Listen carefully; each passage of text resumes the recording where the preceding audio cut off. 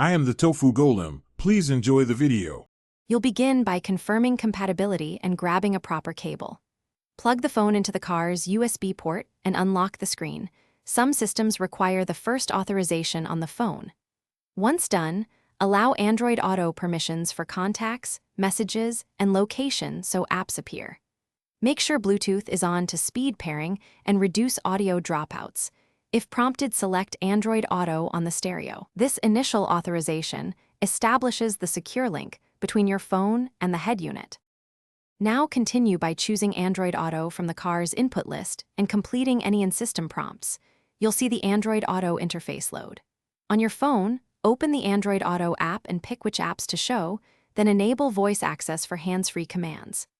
Adjust sound output to car media and test playback.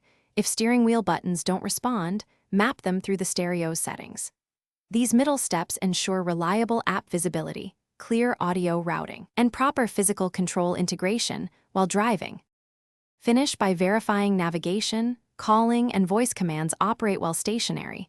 This avoids surprises on the road.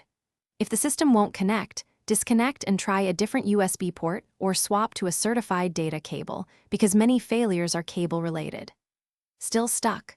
Restart both phone and head unit, clear the Android Auto cache, and check for app or firmware updates. One key troubleshooting tip: always test a second cable before deep troubleshooting.